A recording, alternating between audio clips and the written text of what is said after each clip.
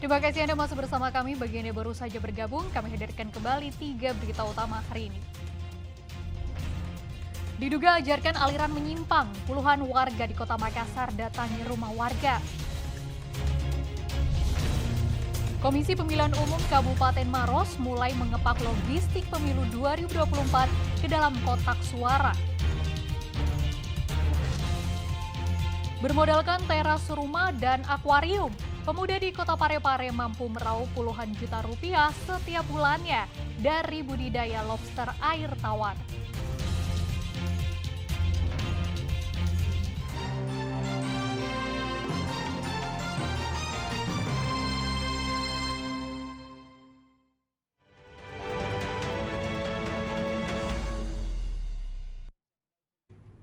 Komisi Pemilihan Umum Kabupaten Maros mulai mengepak logistik pemilu 2024 ke dalam kotak suara. Proses pengepakan ini 3 kecamatan di wilayah pegunungan menjadi prioritas utama untuk mengantisipasi terjadinya keterlambatan.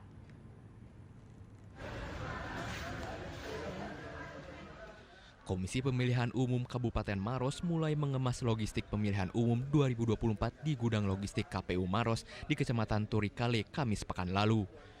Pengepakan dilakukan bertahap 1 Februari sampai 2 Februari 2024. Logistik dikhususkan untuk wilayah TPS yang jaraknya jauh di wilayah Kecamatan Pegunungan, yakni Kecamatan Cenrana, Camba, dan Malawa. Surat suara yang sudah disortir dikemas ke dalam sampul kemudian dimasukkan satu persatu ke dalam kotak suara yang dilengkapi stiker pengaman segel berlogo KPU. Para pekerja juga melakukan penghitungan surat suara ulang untuk memastikan jumlahnya sesuai dengan kebutuhan masing-masing TPS.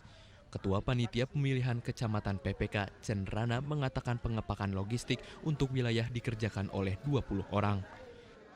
Di dalam kotak suara ini terdiri dari surat suara, terus C hasil, kemudian C salinan, dan tinta serta peralatan lainnya. Di luar kotak ada beberapa termasuk yang ditempel di TPS kayak DCP, dan DPT, dan edikar baik saksi maupun KPPS itu sendiri. Sementara itu ruang pengepakan dikeluhkan petugas PPS. Selain banyaknya pekerja di ruang tertutup, kipas angin yang tersedia hanya 1 unit membuat petugas merasa kepanasan. Masih mengincar gol ke-8 yang ia inginkan. Pendingin atau bagaimana? Pendingin ruangan ya? Kipas angin ditambah tadi. Atau penambahan kipas angin? Ya bisa. Berapa hari kerja di sini, Pak? Baru juga tadi. Baru tadi. Jadwal pengepakan surat suara di Kabupaten Maros dilaksanakan selama 10 hari. KPU menjadwalkan pengepakan dan distribusi dengan mengutamakan daerah pemilihan. Raisa Abu melaporkan dari Kabupaten Maros. Sejumlah guru besar Universitas Hasanuddin Makassar menyampaikan pernyataan sikap mengenai pelaksanaan pemilu 2024. Forum Guru Besar dan Dosen Unhas mengingatkan kepada Presiden Joko Widodo penyelenggaraan pemilu dan masyarakat umum untuk menjaga pemilu 2024 berlangsung jujur, independen, serta sesuai dengan kaidah demokrasi. Pernyataan ini dibacakan langsung oleh Guru Besar Fakultas Teknik Universitas Hasanuddin, Profesor Triyatni Marto Sanjoyo, di halaman Rektorat Kampus Unhas di Jalan Perintis Kemerdekaan Kota Makassar, Jumat pekan lalu. Deklarasi dari dalam kampus ini menambah catatan deklarasi kampus Universitas Gadjah Mada dan Universitas Islam Indonesia terkait pemilu 2024.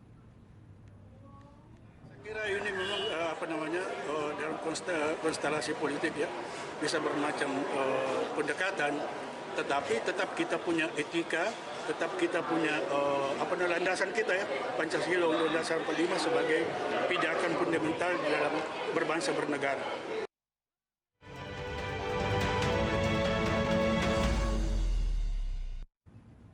Sebabkan kemacetan dan ganggu pejalan kaki. Sejumlah pedagang kaki lima yang berjualan gunakan fasilitas umum ditertibkan Satpol PP Kabupaten Goa. Meski diwarnai protes dalam penertiban itu, petugas tetap menyita sejumlah barang sebagai efek jera.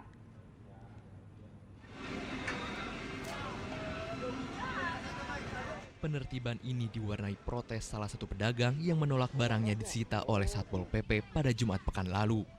Para pedagang ditertibkan karena nekat berjualan gunakan fasilitas umum hingga mengganggu kenyamanan pejalan kaki di Jalan Usman Selengke, Kecamatan Somba Opu, Kabupaten Goa. Meski diwarnai protes, petugas tetap menyita sejumlah barang sebagai efek jera. Satu persatu tempat yang digunakan berjualan sayur langsung dinaikkan ke atas truk. Tidak sampai di situ, Satpol PP juga menertibkan etalase pedagang yang menggunakan fasilitas umum untuk berjualan, termasuk pedagang buah musiman. Pedagang buah musiman ini bahkan sampai menggunakan bahu jalan hingga menjadi salah satu biang kemacetan di Jalan Poros Pelangga, Kecamatan Pelangga. Seperti biasa, rutin itu anggota menertibkan para pedagang kaki lima yang berjualan di bahu jalan di atas trotoar yang akan mengganggu lancarnya jalannya lalu lintas. Seperti itu. Sebelum ada penindakan, apakah ada sosialisasi sebelumnya? Jadi kalau sebelum ada penindakan, bahkan sosialisasi itu didahulukan, kemudian diberikan surat pernyataan. Sebelum dilakukan penindakan, surat edaran terkait larangan menggunakan fasilitas umum dan jalan sebagai tempat berjualan telah diberikan kepada pedagang. Bahkan pedagang telah menandatangani kesepakatan itu, namun tetap saja mereka membandel dan nekat berjualan melanggar peraturan daerah. Andi Muhammad Sardi melaporkan dari Kabupaten Goa. Dramatis mewarnai evakuasi ular sepanjang 4 meter di Kabupaten Goa. Butuh 4 orang petugas damkar mengevakuasi ular piton yang bersembunyi di plafon rumah mantan Kepala Dinas Lingkungan Hidup Kabupaten Goa.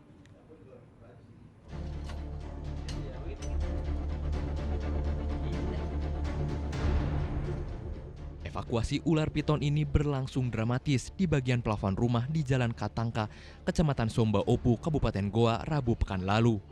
Ular sepanjang 4 meter ini bersembunyi di rumah mantan Kepala Dinas Lingkungan Hidup Kabupaten Goa.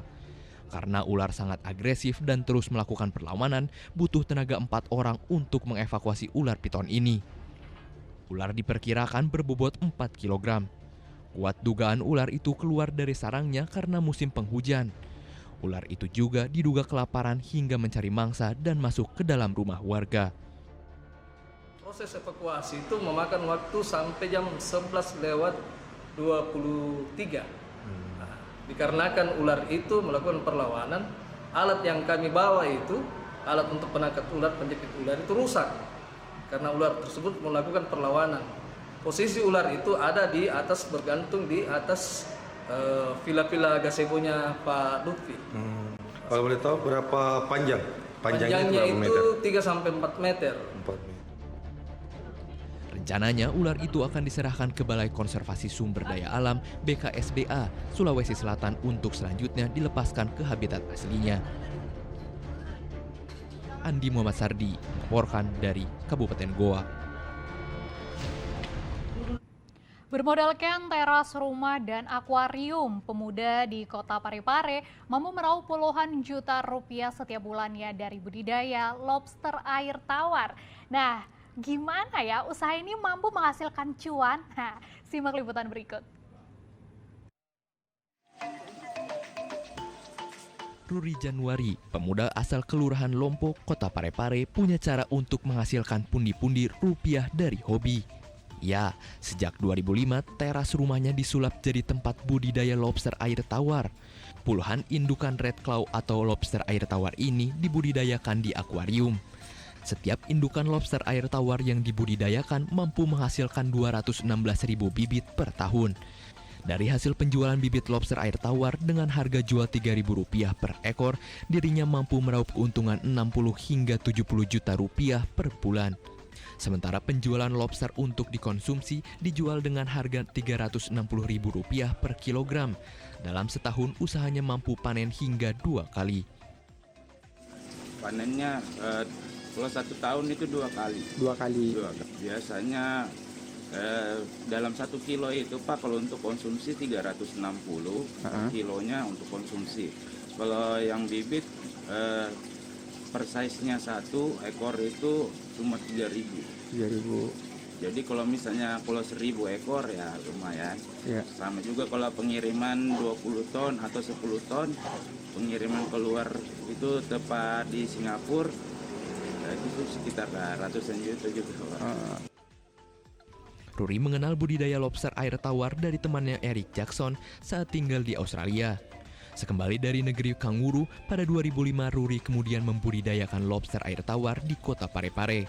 Berkat keuletannya, pemuda itu kini merambah pengiriman lobster hingga ke Singapura. Suardi Gatang melaporkan dari kota Parepare.